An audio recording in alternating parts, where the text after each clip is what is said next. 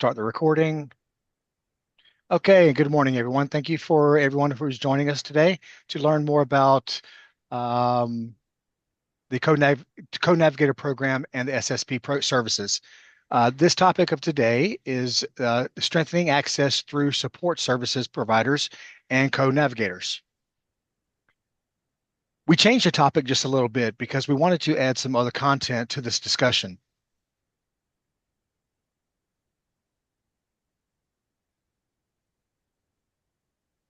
Some of the general information before we get started, before we turn it over to our presenters, is the chat option is not available. So we're in webinar mode, which means that you would have to send our question and answers through your Q&A tool.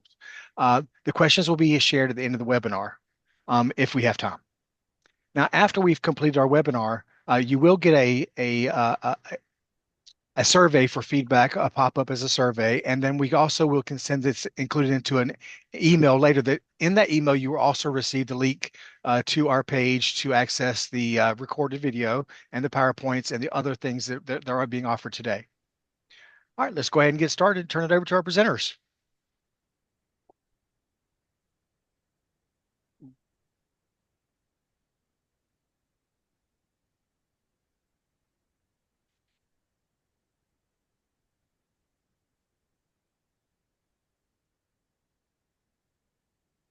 Go ahead and share your PowerPoint. It's not showing up on the screen yet. Okay, can we see that PowerPoint now?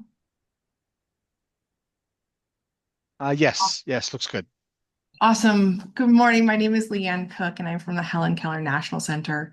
I am so excited to be here today with a wonderful group of people from the community that I serve to share not only about support service providers and co-navigators, but also their experiences in using them.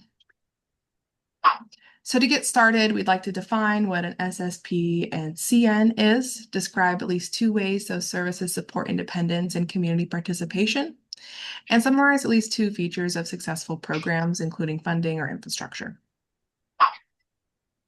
Throughout this presentation, you will hear the term SSP, support service provider, and co-navigator, CN, used interchangeably.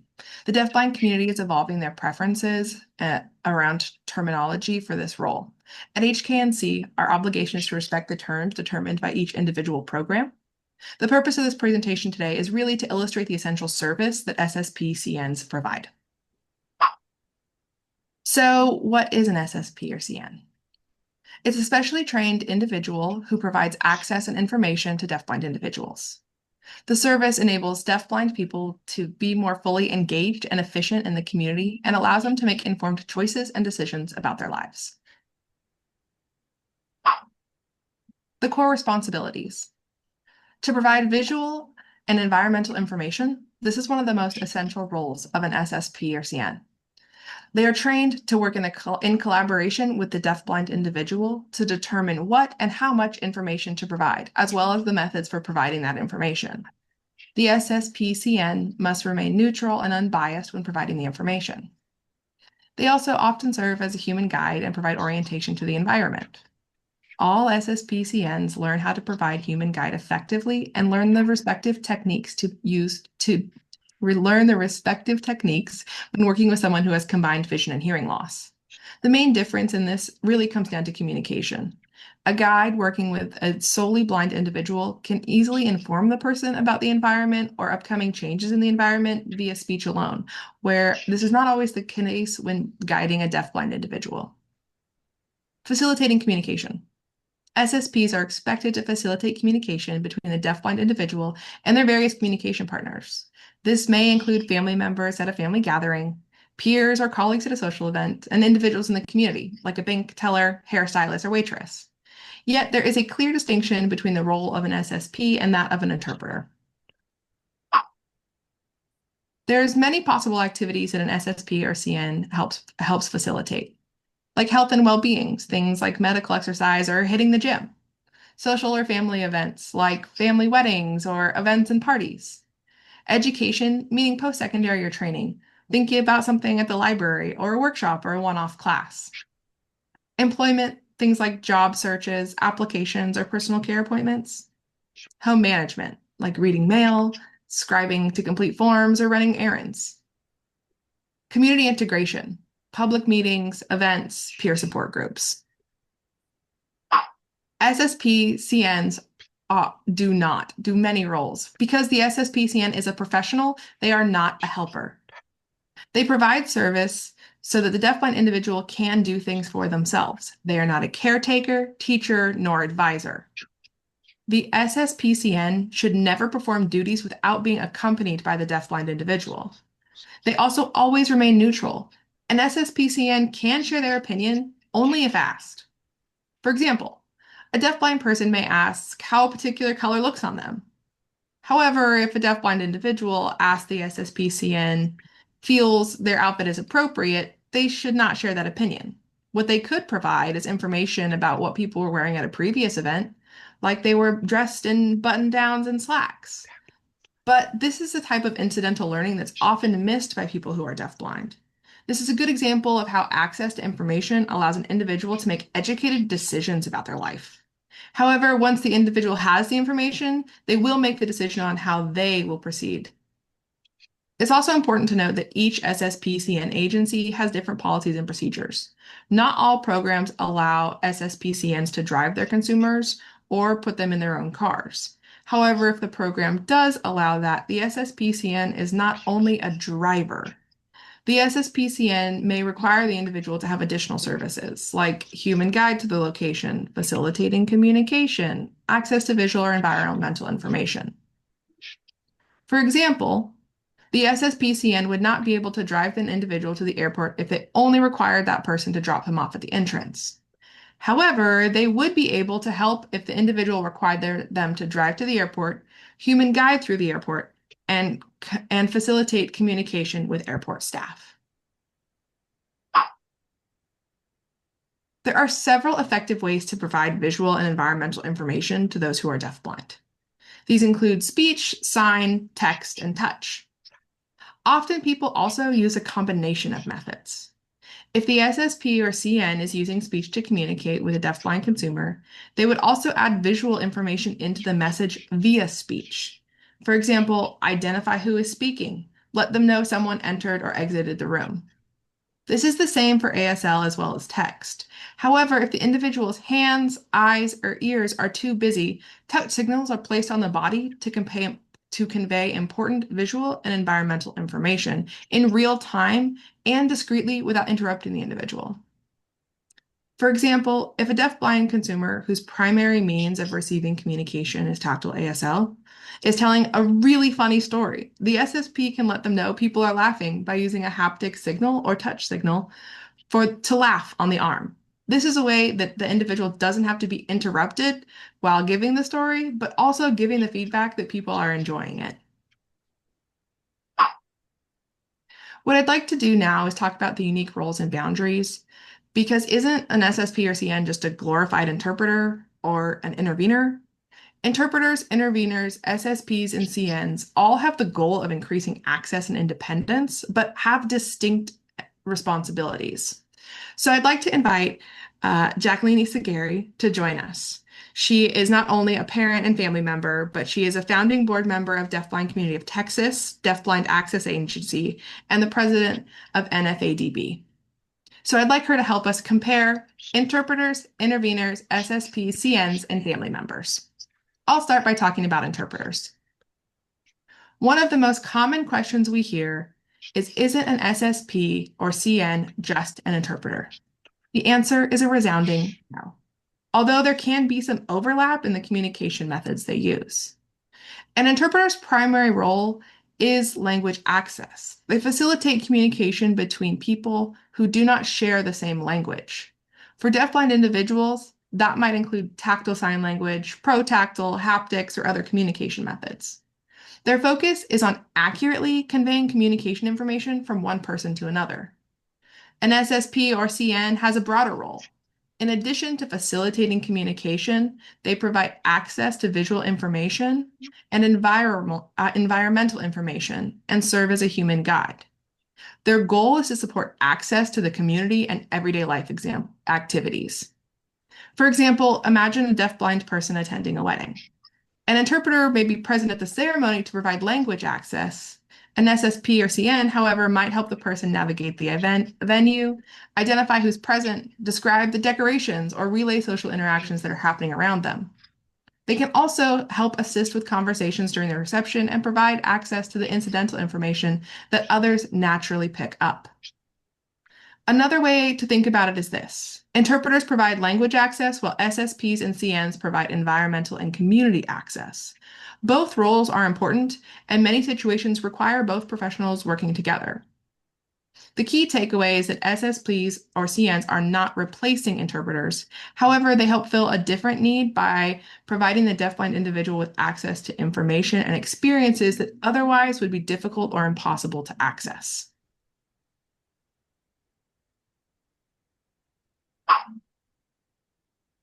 Facilitating communication can mean a lot of different things. While SSPs and CNs are not interpreters, they can also communicate through light interpreting. However, it has to be clear to both parties that an SSP is not an interpreter. What does this mean? The SSP must be competent in the consumer's preferred communication mode for the situation, but that doesn't always mean fluent. For example, if the individual is a signer and wishes to go to the food store or perform a few errands, they may not require a fluent signer. An SSP with basic sign language skills may be perfectly adequate to facilitate communication with a store clerk at the drugstore. However, if the individual is attending a social event with people who do not sign, the deafblind individual will likely select a fluent signer to facilitate communication with others at the event. And again, we do want to be clear.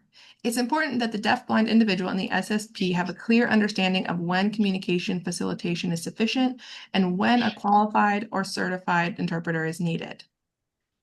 The Americans with Disability Act, passed in 1990, protects these disabilities from discrimination and ensures equal access.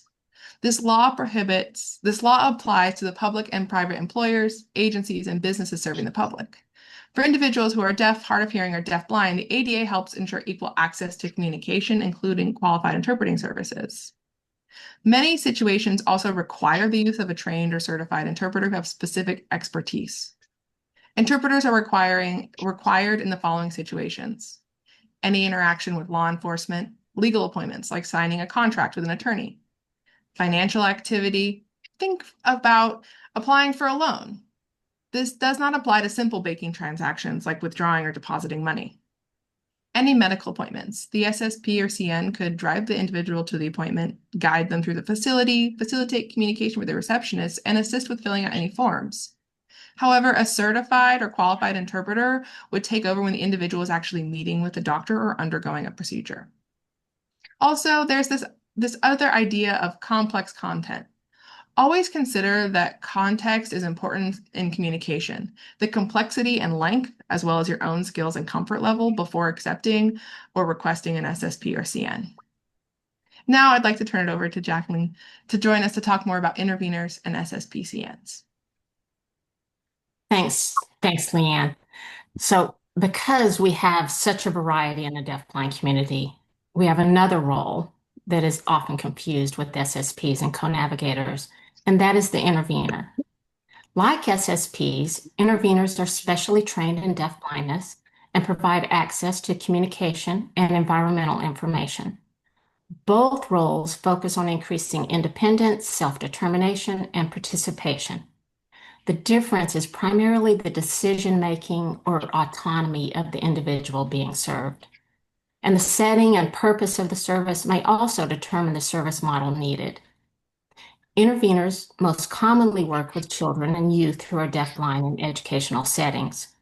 Their role is to provide consistent access to learning opportunities, communication, social interactions, and environmental information throughout the school day. They are part of the educational team and support the students' development and learning. Intervener services are available in community settings through developmental disability programs, but the focus remains on ongoing support, learning, and skill development. SSPs and co-navigators, on the other hand, primarily support deafblind adults in their everyday lives. Rather than focusing on education, they focus on community participation and access, mitigating the isolation.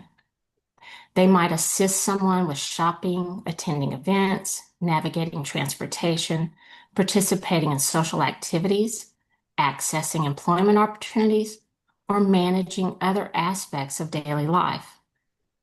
Another distinction is that interveners build a trusting relationship by working with the individual over long periods of time, while SSPs and co-navigators are scheduled as needed, depending on the person's goals and activities. So while both roles provide access and support independence, interveners are generally associated with educational and developmental access, while SSPs and co-navigators are focused on community access, participation, and independent living for adults. The hope, of course, is that children will transition from an intervener in school to an SSP or co-navigator in adult life as they gain the ability to make sound decisions. But the important thing to remember is that both roles exist because deafblind individuals need access to communication, information, and their environments in order to fully participate in life. So, as mentioned, interveners are typically seen in the educational system. However, they are also used in the community by children and adults. Not everyone will transition to an SSP or co-navigator and may need the additional support provided by the intervener. So interveners serve individuals who may need supported decision-making. Interveners provide additional information when needed for comprehension. Interveners will do comprehension checks and then teach or provide additional information when needed. They will break it down if needed. And as previously mentioned, interveners typically work with individuals for a long period of time, while interpreters and SSPs or co-navigators will rotate or work for a short period of time with individuals. A trusting relationship is established and many times required for an intervener, while the SSP or co-navigator performs their assignment and then may not work with that individual again. So in Texas and across the nation, families are requesting interveners and SSPs or co-navigators for their children in school as well as the community. We are happy to stand beside our adult children and deafblind friends to advocate for SSPs or co-navigators because it gives us hope that our child will not live a life of isolation once we're gone. So I'm happy to share that a bill was recently introduced in the House that would identify interveners as a related service in the education system. It is the Helen Keller Education Act. We're working on a bill for SSPs and co-navigators and hope to have something introduced at the federal level that will help all states to have the service models our deafblind children need. So let me talk a little bit about family impacts. I want to thank Leanne for inviting me here today to share a little bit about the impact to families. My daughter was the first deafblind person I had ever met. So needless to say, I had a lot to learn, right? Being deafblind can be a very isolating condition. They may not even realize that someone else is in the room or that they have left the room. Because of their vision loss, children do not benefit from incidental learning like you and I. Deafblindness is an access disability. Unfortunately, we don't have a pill for that. However, we do have these trained individuals who can provide access.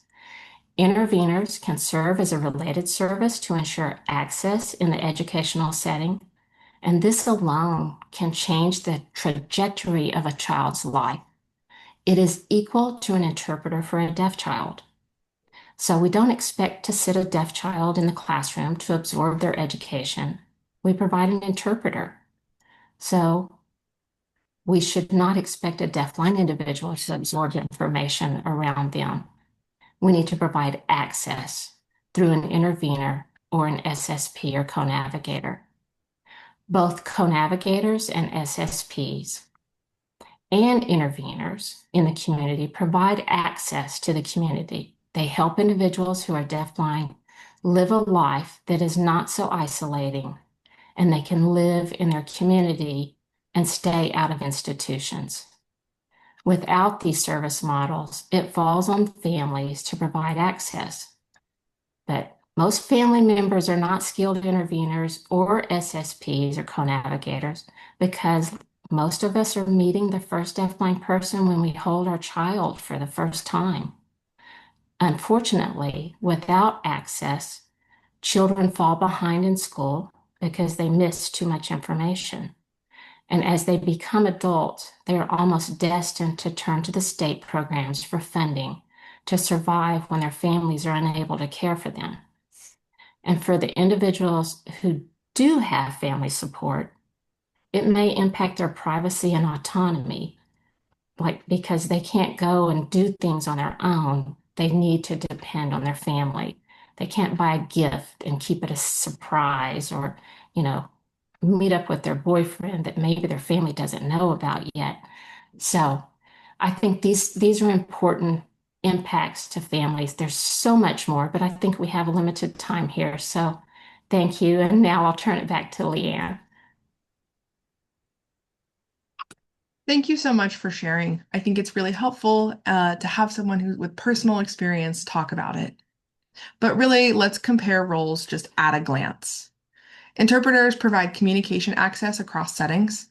Interveners provide educational access for students or community-based services for those who have additional disabilities or qualify through developmental disability services. SSPs and CNs provide community access and independent living support for adults. It's important to note that family members do not fill these roles out of respect, dignity, privacy, and autonomy for the individual. I'd like to read a quote from the SSP white paper. People who are deafblind face unique and complex challenges every day in accessing information, communication, transportation, and their communities. Without readily available access to these foundations of everyday life, the ability to make informed decisions, remain independent, and perform daily living tasks may become compromised. Basic human needs may go unmet, and essential human aspects of well-being, self-confidence, self-sufficiency, and self-worth diminish. The SSP provides vital human connection to information that is missed when one has limited or no vision and limited or no hearing. With that, SSPCN services provide more than access to one's environment. Many people who are deafblind rely on friends and family members to accomplish chores, participate in activities. This reliance can impact those relationships as well. Access to the professional SSP or CN service allows one to maintain healthy relationships. The individual can feel independent and not have to rely on friends and family for these needs. They can fully participate. Deafblind individuals are able to fully participate in an activity or event using SSP or CN services. If the individual is reliant on a friend or other person participating in an event or activity, they often are receiving that person's perspective. They also may only be provided with short summaries of what is happening while the individual engages in their own conversations or is participating in the activity themselves. An SSP or CN is a professional working for the deafblind individual. They are there to focus on what the deafblind individual wants to access.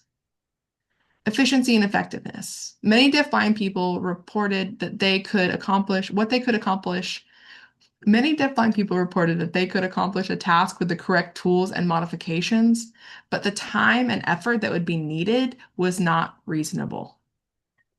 So what I'd like to do is now share a video of an SSP-CN working, just so we can get a full picture of what that could look like. Next, we have a demonstration video of Maricar utilizing SSP services to grab lunch at a local pizzeria. Here we see Maricar being guided into the pizzeria by an SSP. The SSP explains that the restaurant's not that busy. She informs Maricar that the man at the counter is looking at her and smiling, and explains that to her left, there's a beverage refrigerator with an assortment of waters and sodas, and ahead of them is a display with various pizzas and calzones. She then goes on to describe the various items. Once Maricar has made her choice for lunch, the SSP facilitates communication between Maricar and the restaurant employee. She then shares information that the employee is smiling at her and placing the pizza in the oven.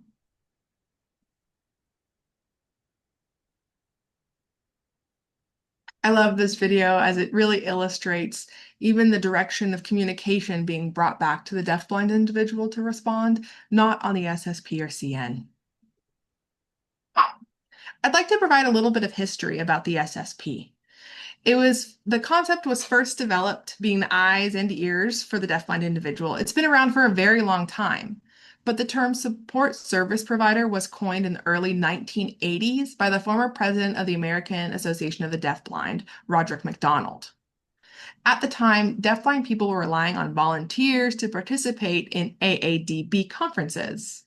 These volunteers provided services such as facilitating communication, interpreting, providing human guide, providing access to visual and environmental information. The term SSP was decided upon to acknowledge the services these individuals provided in that setting. However, the concept of the SSP began to spread across the country. The role evolved over time. Initially, these programs were purely voluntary, but as of now, more and more are funded. There's been some pushback within the community around the term support service provider to change it to Co-Navigator, but this is an ongoing discussion. Some programs have moved forward with that term. I'd like to show services around the country. There are 35 operating SSP-CN programs in 26 states, compared to 2024 with over 40 programs in 31 states. There's a map on screen with an image that has blued out states. The map reflects the programs that are not entirely volunteer or consumer self-pay models. What I'd like to point out to all of those watching that may not have visual access is all of the states surrounding Texas have SSP or CN programs. Also, it's important to note that each program is unique. Programs serve from 9 to 100 plus individuals per state. Pay rates vary from $9 to $45 an hour, depending on various factors, but the average pay is $20 to $30 an hour. All active programs require the participant to be over the age of 18 and make decisions independently. Programs also vary on eligibility qualifications such as functional vision and hearing or communication modality. I'd like to talk about funding sources. HKNC recently surveyed programs across the U.S. to compare features of the programs, including models, structures, guidelines, funding sources, and implementation. The goal is to provide prospective SSP and CN agencies with information they need to build programs suitable for the citizens in their regions. Agencies also better understand the cost structure of SSP or CN programs and how they can provide support with fiscal savings in the state to contribute to VR or other programs benefiting individuals who are deafblind.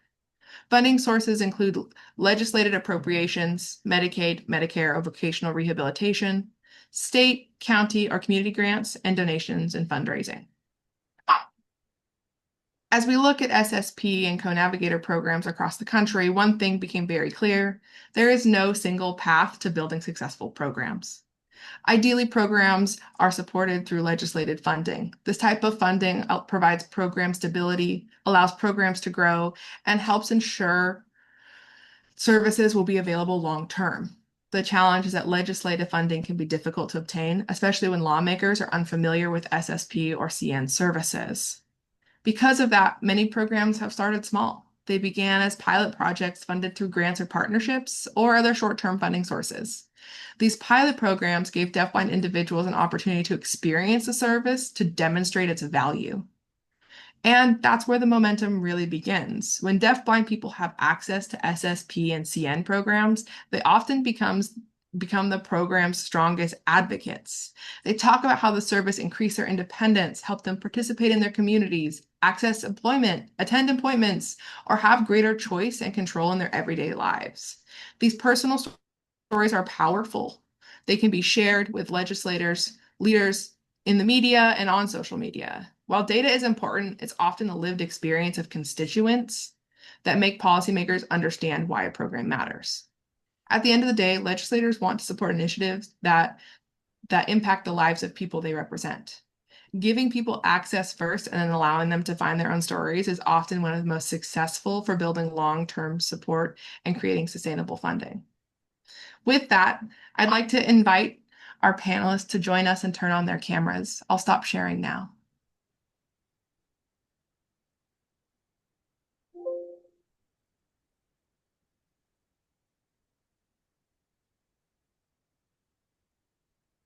And as our panelists come on camera,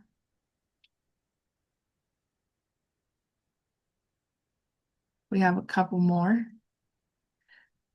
What I'd like to do is I'll call on you, and I'd like you to share your name, state, and how long you've been using SSP or CN services, as well as if you have a special relationship to them, supporting a program or providing a different relationship. Just give us some context. First, I'd like to call on Josh.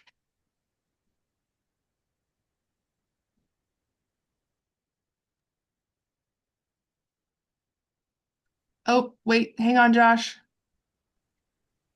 I asked the question again. Josh, I'd love for you to state your name, state, and how long you've been using SSP or CN services. Okay. My name is Josh Fortnott. I am from Louisiana. I started using the SSP services for about 5 years now after I moved back here from Maryland. Maryland. And I started using the SSP program services here, and I found it very interesting and very comfortable to use. Enjoyed it very much having that support. Yeah. And also, I rely on the SSPs for, grocery shopping, um, going to the bank, uh, trips to different areas or events. Coming here for, for the DBSG, the Deafblind Support Group meetings. I sit with my SSP to interpret for me, what's going on in the meetings and that sort of thing. And I enjoy that a lot. And also, I'm able to ask my SSP, for example, if I'm at some place new that I've never been to, I would ask the SSP to tell me what the environment looks like, so that way I can have an idea, have a bigger picture of, where I'm at, um, and also, different things like that. And also, I would feel more safe with my SSP guiding me than being, with my mom, because the mom, she's really a bad guide. I would prefer, truly just. Um, I would prefer my SSP because I feel more comfortable with that. And also, in addition, I'm deafblind now, and formerly I was able to read lips and have conversation, but now, my eyes are clouded over and I can't read, lips and all. My mother would do a tactile in the hand, things like that, and some parents aren't, they don't sign very well, and it made deafblind feel, maybe uncomfortable and a little bit upset or angry sometimes. So using the SSP to give me that information just made things process a little easier. For example, I was with my SSP. I went to the grocery store, and I would say, "Hey, what my grocery list is and the things I needed," um, and then I would get that item, and they would give it to me, and I would be able to fill the items to make sure that I'm getting the correct one, and then transition to different areas. And also, if I was trying to purchase anything with my mom would choose what she liked. And for example, like ham, she would choose ham, the brand that she liked, and it was the brand that I didn't like. And eggs, she would choose the brand of eggs that she liked and I didn't like. Um, and my mother kept doing that repeatedly. So with SSP, I have, I'm the boss of everything, and I can tell, the SSP what I want. They would listen to me and do the things and get the right things that I want. That way I can go home happy, with the particular foods that I want. Josh, thank you so much for sharing with us. I think you have the moms on screen laughing, the rest of us relating. I'd like to turn it over to Jerry Cooper to introduce yourself, your name, state, and your relationship to SSP or CN programs. Am I on? You are, Jerry. Okay. Hello, my name is Jerry, Jeri. My sign name is JC over the heart, and I am from Oklahoma. I am totally blind, and as of a few months ago, I now have two cochlear implants. Without them, I'm severely or profoundly deaf. My relationship with SSP, if I understand that question correctly, Mhm. formerly I was the deaf and blind specialist for the state of Oklahoma under the Department of Rehabilitation Services, and my coworker and I started a pilot program for the SSP program, but it was only for DRS consumers.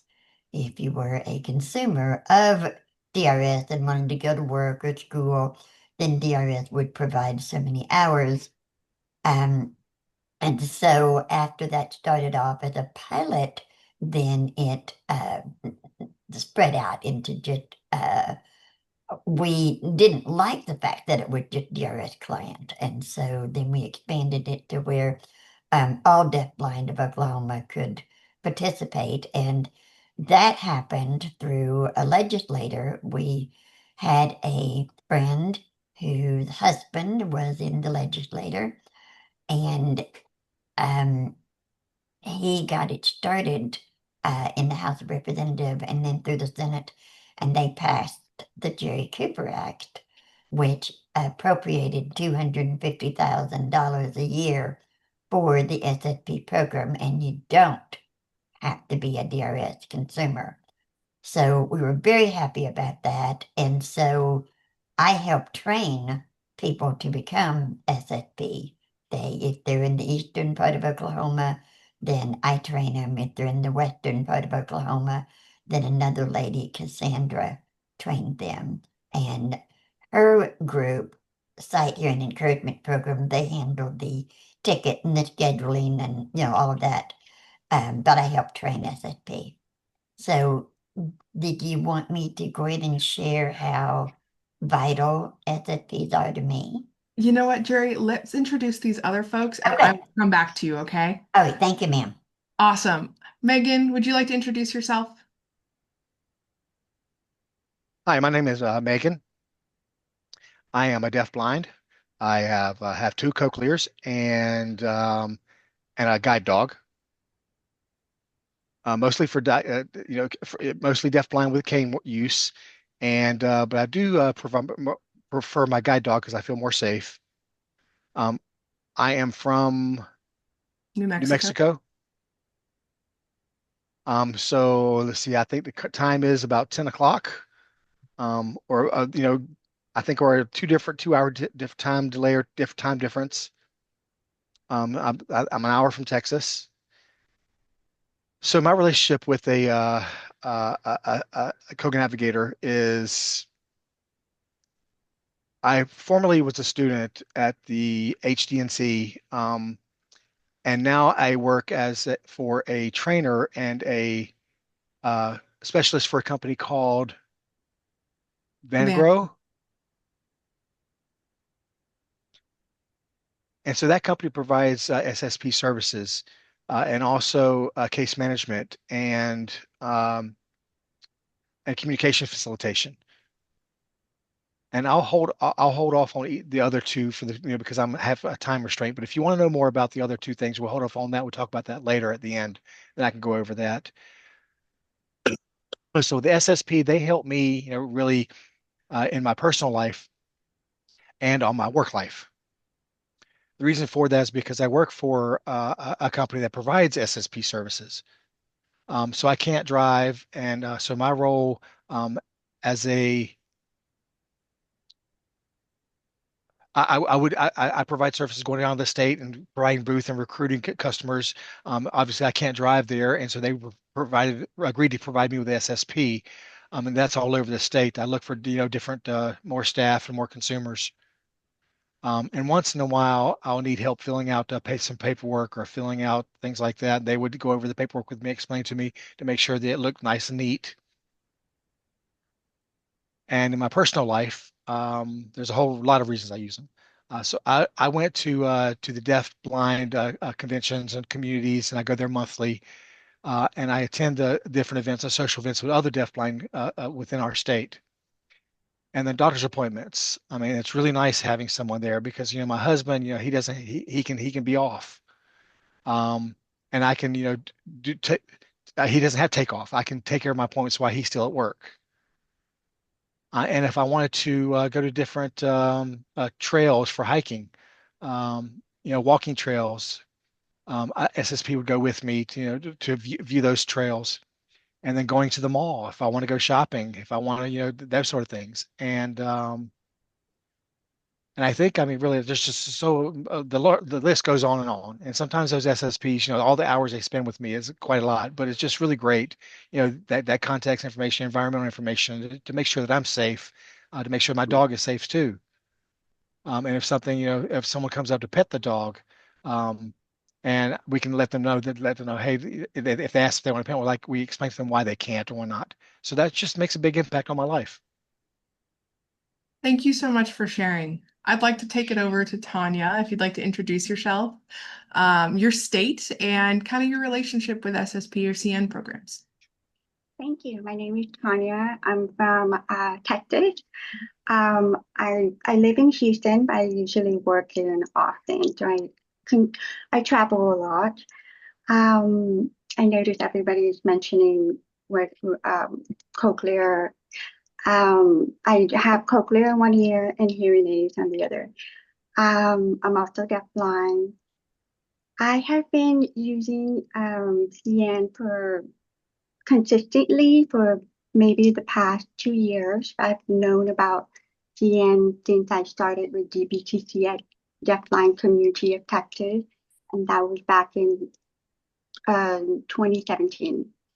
My relationship with them, I normally use them during work, employment. I travel a lot, so when I do travel for work, I make sure I bring my CN, and my CN is very supportive, and I love the environmental feedback, so I need that information, so they give me that information. Getting that access and that information for CN is very helpful and something that I would need to succeed in my career. I also teach CN workshops in different places and travel pretty much everywhere to teach. That's it. Thank you. Beautiful. Thank you for sharing. I think one of the most exciting things about your story is that while there is no formal way to request or to get access to SSPs or CNs in Texas, you've managed to find a way to make that service available to you because it is critical. So, Tanya, Josh, Wait. go ahead. I also forgot to add one very important piece of information as well. Is I love watching football, and I watch football all the time. Um, so now, my eyes are clouded over. I can't see football, and what's going on. So with my ex, when I was watching the Green Bay Packers, and with my girlfriend, she would, interpret, just the game to help me understand what was going on, what was going on within the game. And also, we had some deafblind here in Louisiana to help with the SSP to help us watch that game on TV, at the deafblind's home, or maybe attending the real game, an actual game at the stadium. Um, they would interpret it, and sometimes using Protectile to help the deafblind to enjoy watching those football games, by interpreting what's the baseball games as well. And also, that's really cool. Josh, thank you for sharing. But since I'm a Green Bay Packers fan, I'm very sorry that that they couldn't make any movies for you. This is Leanne. Josh, thank you for sharing. So I'd like to take the question actually to Tanya first. Can you share a specific experience where an SSP or CN made something possible that would have been difficult or impossible otherwise? Um, wow. And as a deafblind person, having access service, CN service, it would be life changing, of course. We would have a greater independence, better access to healthcare, employment, education, community events, and everyday activity for that many people have taken for granted. It also helps with families.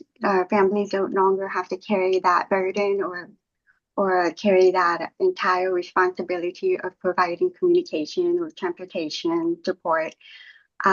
Instead of depending on loved ones for every appointment, meetings, and errands, deafblind person could make more of their own choices and participate more fully in their community. For instance, if let's say I will want a deafblind individual would like to go to a doctor's appointment, well, if I would ask one of my loved ones, let's say my father, to take me to the doctor's appointment, then he would have to get requested a day off, and there goes his vacation days. And then the list goes on. Then we go to the doctor's office, and let's say there's some things I want to ask the doctors, and it's private and it's personal, and I don't want my father to hear. So those are some of the things that I tend to run into. And also during that meeting, um, a loved one tends to answer for us. So a lot of times, like, what did the doctor say? And I'm guilty of that too. As a deafblind person, I would answer for a deafblind individual, and I have learned that that's not what they're looking for. For instance, at a restaurant, and this happened like 2 weeks ago, at a restaurant, I knew one of my good friends who is also deafblind. She's allergic to seafood. So the waiter had mentioned that it has shells, some kind of shells, fish shells. And I said, no, she's allergic to seafood. But her CN provided that information to her and said, instead of answering, she said, the waiter is asking if she could have shells of, I forgot what the name of it, but and then she responded and said, no, I'm allergic to fish. And with that, it was so nice to see that even though they have a very, very extremely close relationship, but she just provided environmental feedback. She also, the CN provided independent. So she was able to answer for herself, and she's also able to acknowledge what's going on around her. So it was really nice to have that.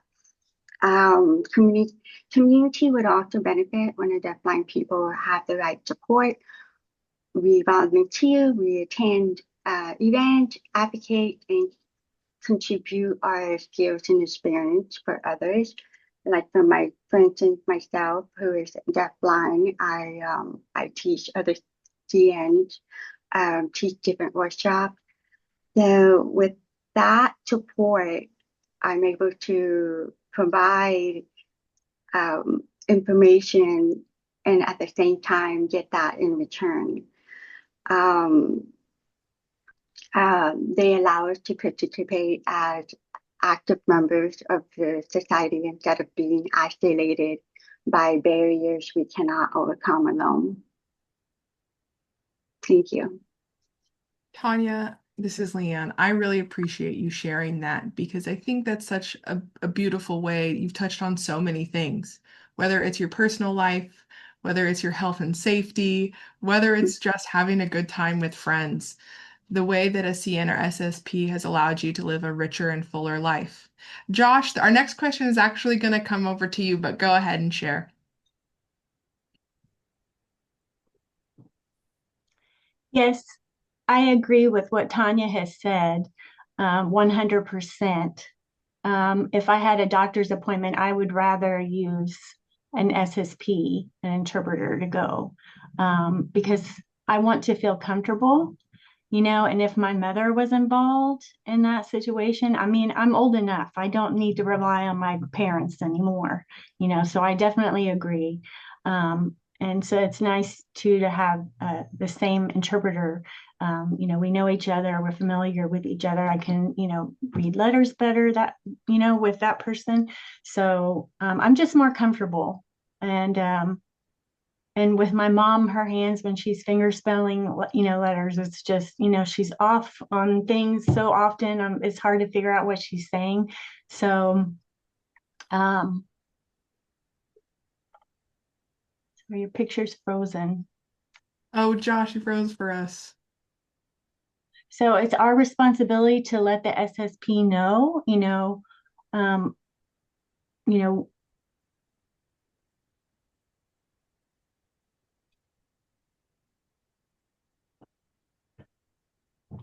I'm sorry, the interpreter, you froze. If you don't mind to back up a little bit, you said you prefer to with in the SSPs. If you're allergic to things.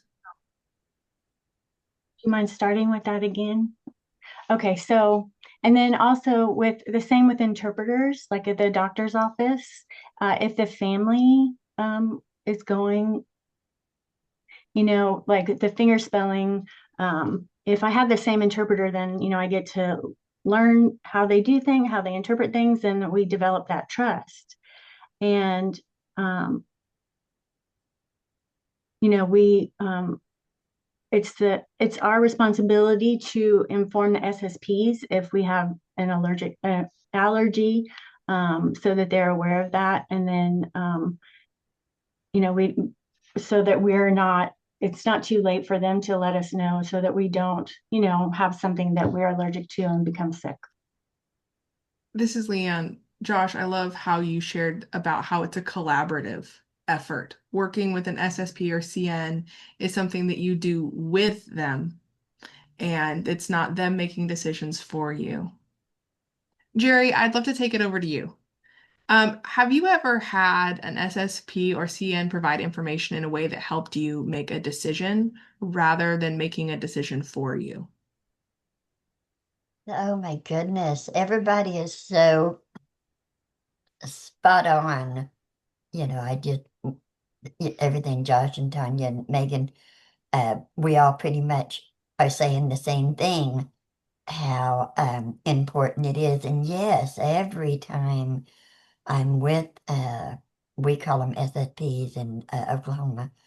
Every time I'm with an SSP, they never like answer my questions or make any decisions, or they just give me information so then I can decide, I don't know, where I want to eat, or if I want to take the elevator or the escalator, or if I want to take Memorial or Sheridan, the streets here in Oklahoma and Tulsa. I they're very much just, they're your partner, but yet they have their part to do, because without them, like Josh was saying so much that I just wanted to crack up laughing, because my sister, I love my sister. Oh my gosh, we're so close. But she's the worst SSP because she's my sister. She wants to take care of me. She knows the answer, and she wants to answer everybody before I even hear the question. And, she wants to decide which milk to get in the grocery store, and, this coffee's on sale. And because, she's helping me, so come on. But it just makes you feel, and I think family members, and I apologize, I'm not directing this to the mom that you said was on here, but some family members don't realize it really does almost like belittle you, when you feel like you're so isolated, you have no opinion, you have no decision making, because you don't know what's going on. And so family members, in the name of love, or even other people, they think they're helping by just making the decisions. But that's where it's so important using the SSP or CN that are trained correctly to just inform me of what's going on and everything. I mean, even if we walk into Walmart, they'll tell me that the greeter is, waving or saying hi. I get to wave at the greeter. I'm a real people person. I love to just run up and hug everybody and say hello. And so, I mean, it just, I could go on and on and on, just like all of us can, because it's so, I don't think anyone can really fully grasp the importance of what it does to those of us who are deafblind. Some people say, well, you're being dependent or you're using them as a crutch. No, I mean, we all need information. How you get information may be something different, and I get information through my SSP. And the one thing I wanted to say that no one else has said yet is that because of an SSP, I get to do the two things. I get to go on a cruise every year. I would never go on a cruise with my sister, even though I'd love spending time with her. I wouldn't get to interact with anybody. And but with an SSP, I get to, meet people and be involved and be a part of and decide what I want to do. And also this year, I've always wanted to go to Mount Airy, North Carolina, because I'm a huge fan of the Andy Griffith Show. I don't know the age limit of everyone in here. I'm 67, so I'm very much a fan of the Andy Griffith Show. I've always wanted to go to Mount Airy to, it's kind of a replica of the town Mayberry. And because I have an SFP, I'm going to be able to go and, tour the town and do what I love to do. And I just can't emphasize that enough, how much we salute and how much we appreciate the SFP, how they make us feel, not make us feel, but they empower us to be all that I think we're intended to be. This is Leanne. Jerry, that is beautiful. I'm so glad you're a fan of the Andy Griffith Show. I love that. I also love how that illustrates that deafblind people having access allows them to participate in things not just in their immediate community, but participating in tourism, participating in, like Tanya was saying, dining out and engaging in a lot of these other activities. Right. So, Megan, I have a question for you. What's one thing you wish professionals understood about the difference between an SSP or CN and an interpreter?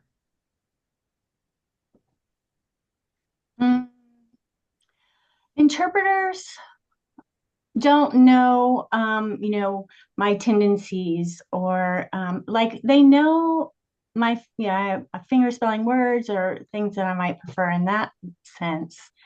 But if something like if I happen to go to a restaurant, the interpreter doesn't know what my favorite food is, of course, we don't go out to eat.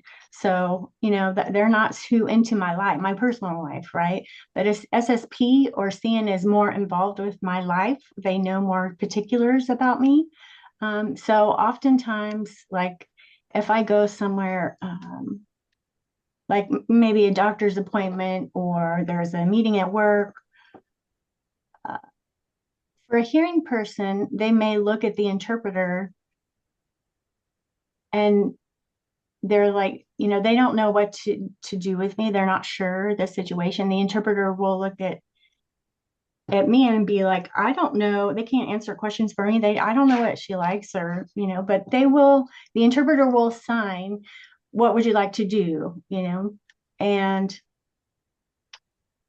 I can explain, but they assume that the interpreters are with me 24/7. Right. And, it's not like that. The SSN is with me more, for more time than an interpreter. I may have an interpreter every now and then. So that tends, people misunderstand, thinking that the interpreter is the one who's going around with me. It's typically the SSP or CN. This is Leanne. Megan, I think that's beautiful. It illustrates that an interpreter is for specific situations and specific settings, whereas an SSP or CN can be across environments, settings, durations. I really appreciate that. Is there anything anyone would like to add on that? Tanya, go ahead. Thank you, Tanya speaking. To distinguish the difference between CN and interpreters, they're very, very different. Interpreters are more visual, and so there's a lot of airspace. Whereas for a deafblind person like myself, we're not able to see and visualize the interpreters.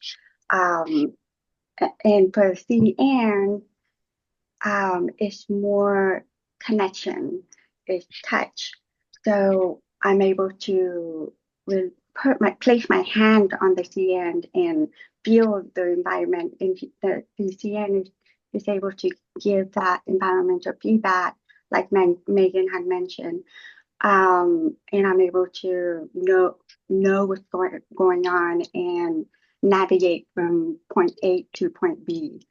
Yeah, so interpreter is nice to have if I have my CN next to me to explain what the interpreter is saying, because I'm not able to use my vision to see what the interpreter is saying, if that makes sense. Tanya, Thank you. Tanya, that's beautiful.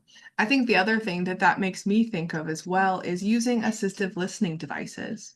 Many deafblind people don't use sign language and use things like FN systems or other adaptive equipment that you typically wouldn't request an interpreter for, but the communication breakdowns are still prevalent.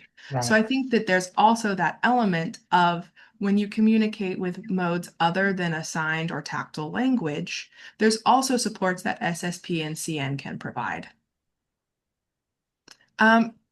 Jacqueline, I'll say it right one day.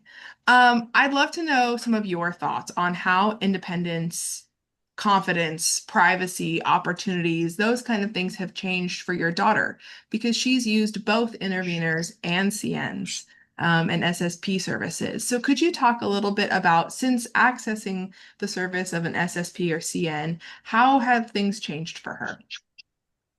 Sure. Thank you for the opportunity. So I would say, like reflecting back on Patsy's life, now she did have an intervener in school.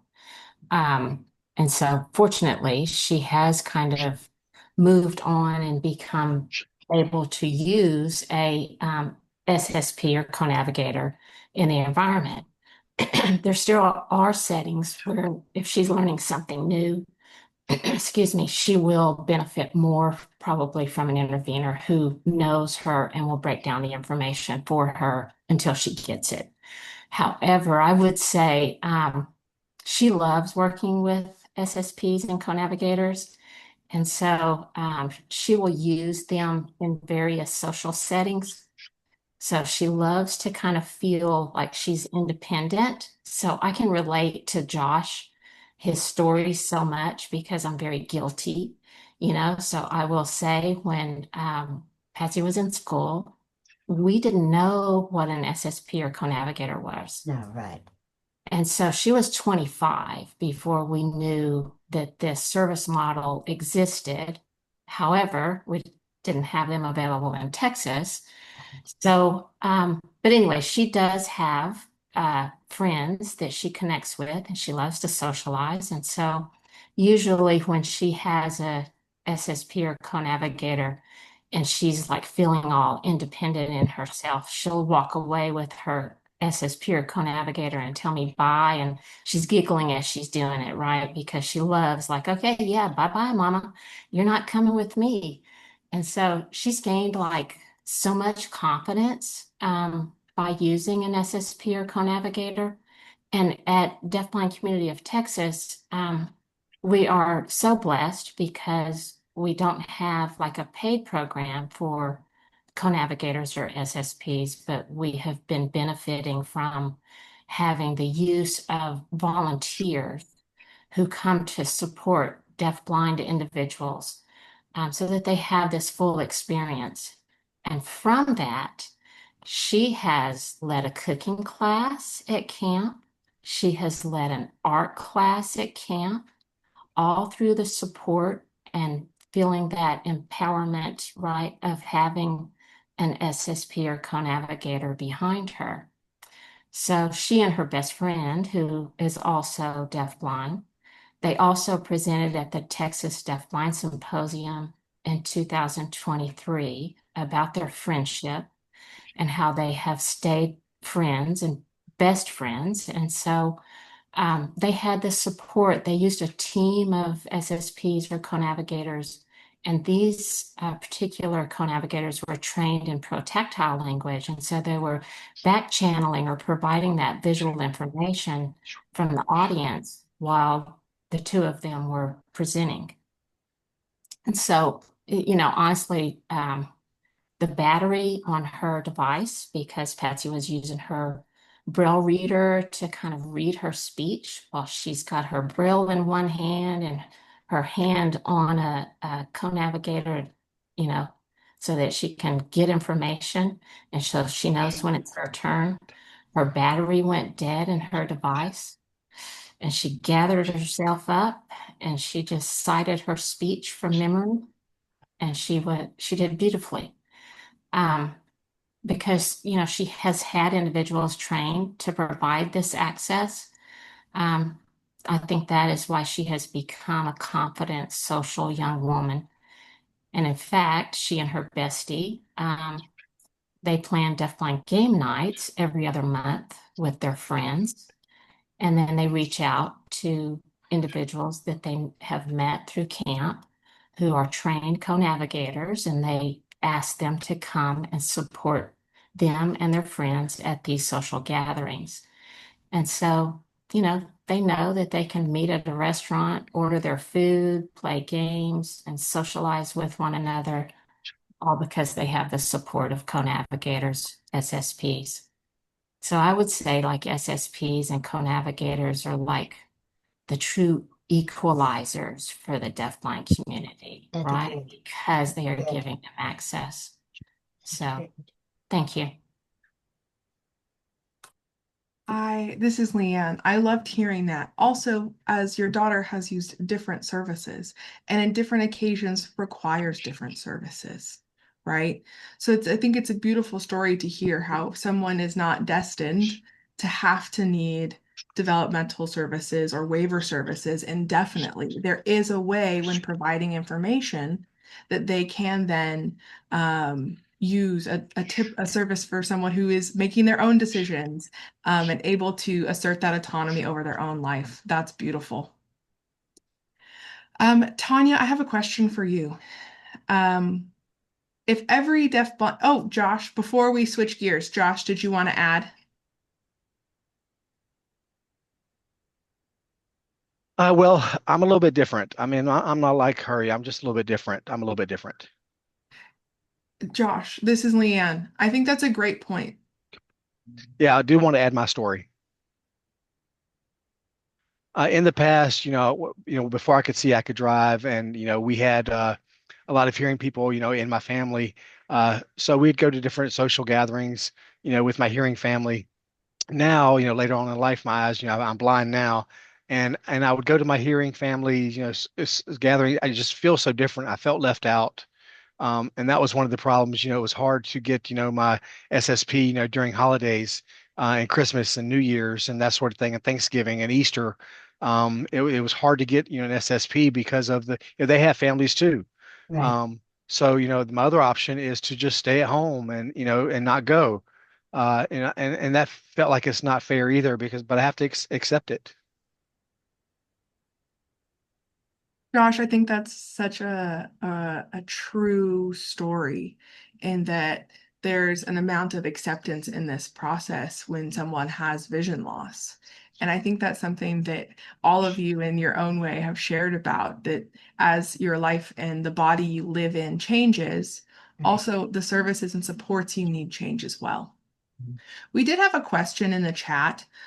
Someone asked if the SSP or CN pilot program is available in Texas. So it's a great question. We have a couple folks here from Deafblind Community of Texas where the SSPCN program has some confined edges at this time because it's not funded through any permanent funding source. So I don't know if either of you two from Deafblind Community of Texas want to comment a little bit about how SSPCNs are available in Texas through that. Sure. So we do have limited programs in Texas, but it's limited to like the Austin area has several counties around it that they do have a program that is limited to that area. So Texas is a very large state. Unfortunately, that leaves a lot of people without those services. And so one of the things, like I mentioned before, we are very blessed because we have had so many volunteers, and not just from Texas, but we have people come to Deafblind Community of Texas Adult Retreat. We're celebrating our 10th year this year. So in that time, I think we've trained well over 500 people to become co-navigators or SSPs. And because we have those individuals who have been trained, they continue to volunteer, but we're also hoping and trying to raise funds so that we can provide these co-navigators or SSPs in Texas through an agency, the Deafblind Access Agency. And so we're working on that. So hopefully we do get some government funding to support this. Tanya, you have anything to add to that? Um, Adding a little bit about the CN here in Texas. And she's right, a lot of them come from all over the state just to volunteers and to train. We trained them right before camp so they could provide SSP during camp. And it is so nice to see that a lot of the deafblind know that they could be independent and they they get support from the CN.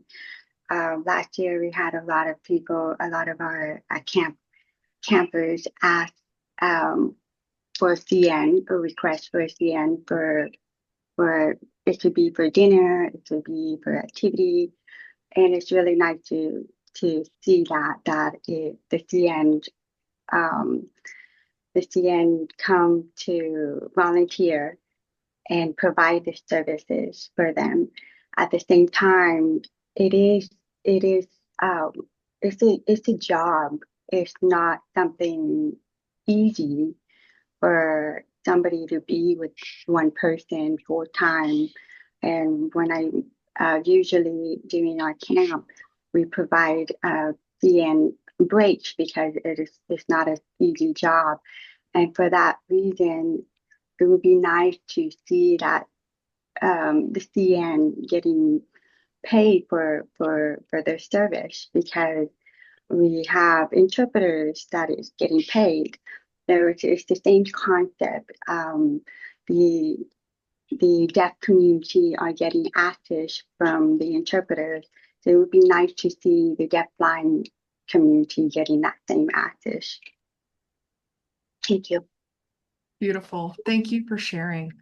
I did want to add a point of clarification for a question that had come in. It had said, what is the youngest you can start with an SSP or CN? And it was from someone who works in education.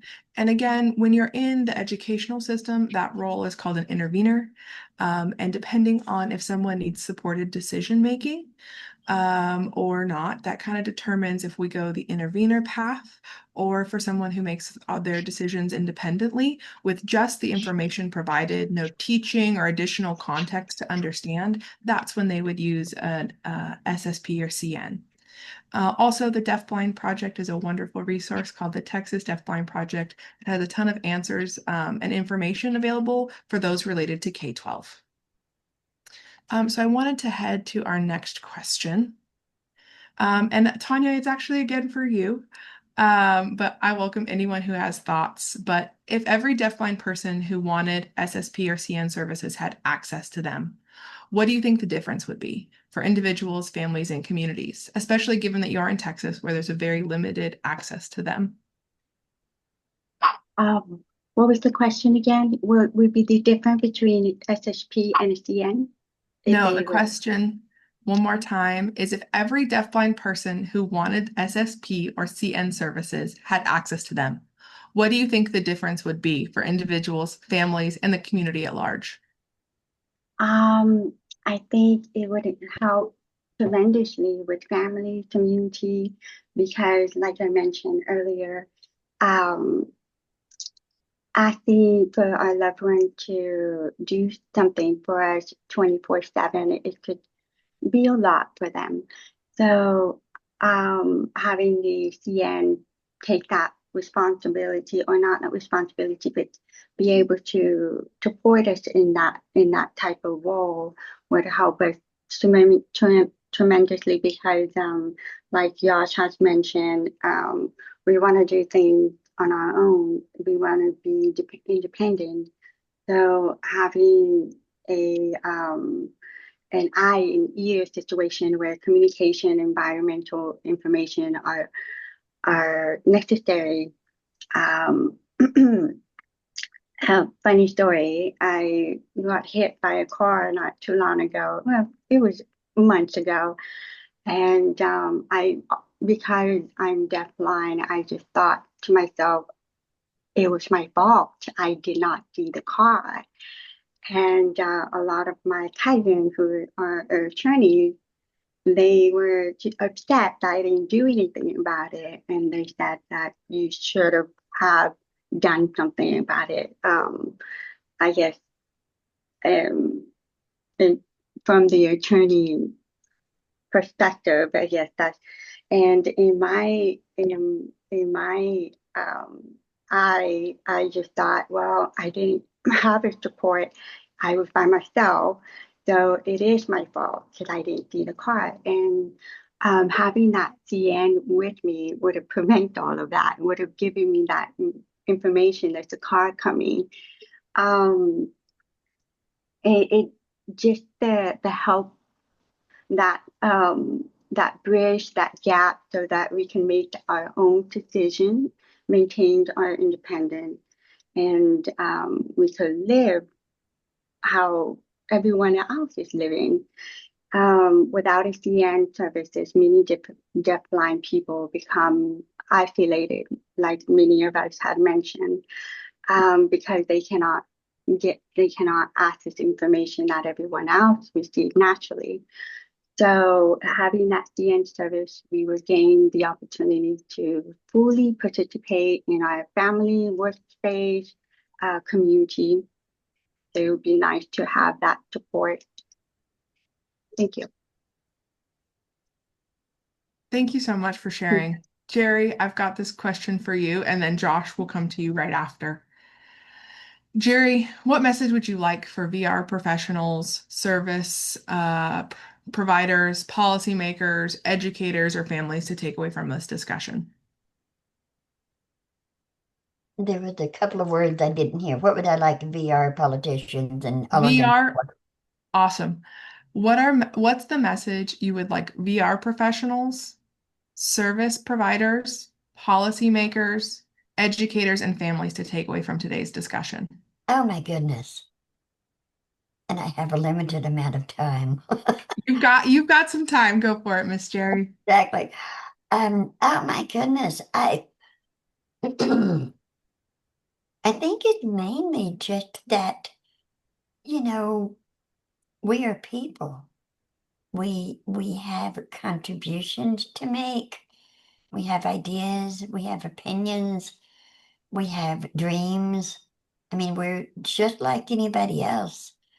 And I know that a lot of the things that happened are lack of education, because for some reason, when a sighted person, they just can't imagine that who dresses you every day.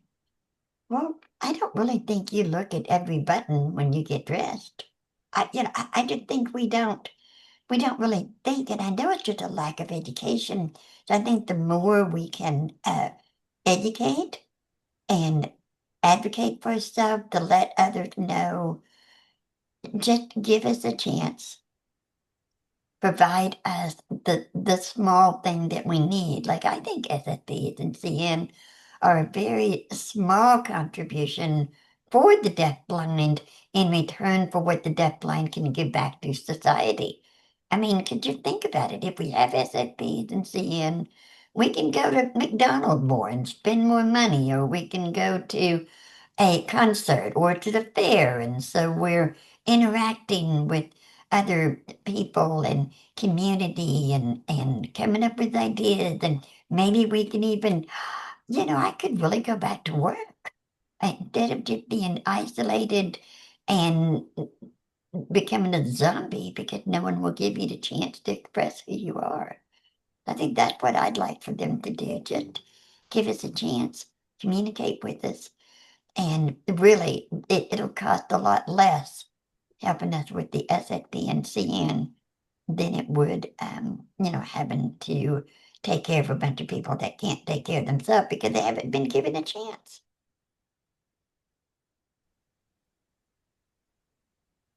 Jerry, I appreciate that because I do think the impact, much as all of you have shared today, is across the spectrum of life, whether it's personal, professional, economic.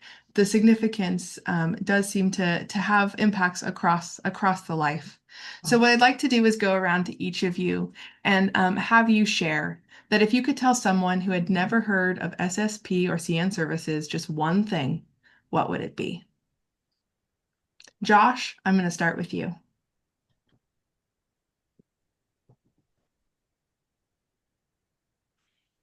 I'd also like to add that SSP is there are eyes and also there are wings too, because SSPs really make sure that we're in a safe place, or angels. There are angels because, make sure that we don't fall or trip over something. So I really enjoy, and I appreciate SSP so much.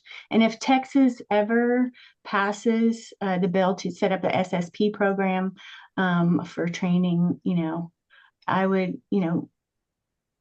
I, I think I would go to help to train them and learn how to be an SSP for the deafblind. Beautiful. Thank you for sharing, Josh. Megan?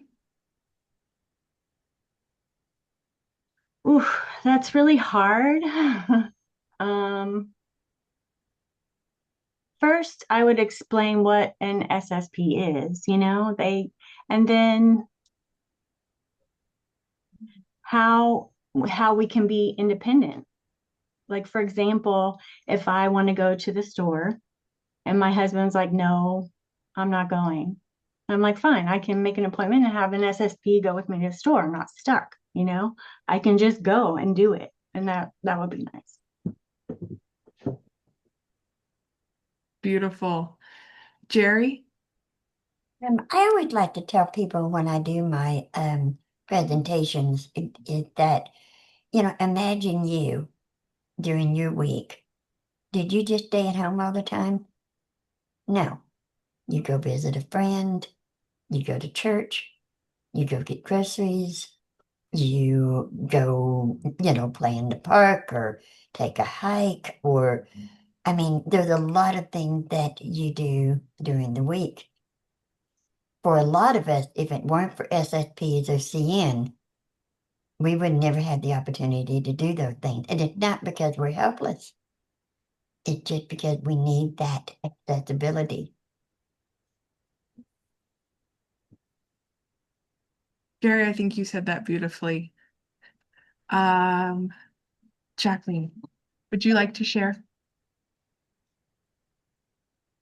I think it's important, and whoever asked about like what age you can get an SSP or Co-Navigator, we also have a teen program and we do teach the teens who are transition age, and as they are transitioning to adult life, our goal is to teach them how to use a co-navigator.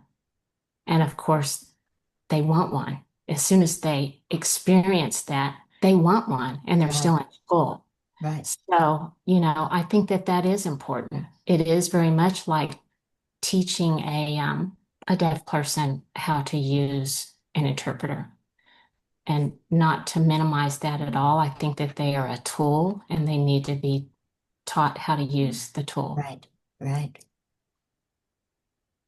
Beautiful. So again, I think that they're just another equalizer, like technology for deafblind people. Exactly. Josh, I saw you with a question over there. Did you have one other thought you wanted to share? Yes. I didn't mean to be rude, but I'm going to have to leave now. And I just wanted to say thank you all for inviting me to participate today. Thank you so much, Josh. We appreciate your time. And with that, I'd like to turn it to Tanya. If there's one final thing that you would like to share related to SSPs and CNs and what you wish someone would know. Because of SSP and CN support, we are able to attend meetings in person, participate in advocacy, and represent. I'm able to represent for the deafblind community. Without that support, I simply would not have equal access to those opportunities. Thank you. Beautiful. I appreciate the questions that we've had asked. So what I would like to say is I would like to share this last slide real quick. For those of you at Helen Keller, part of what we do is ensure people access programs. So we are here to assist you with that. I know there were some questions about that, and that is what we are congressionally funded to do. If you have questions, feel free to email me or our professional learning team. Thank you so much.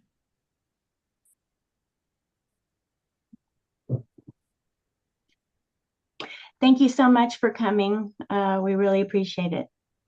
Enjoyed it. Thank you. Bye-bye.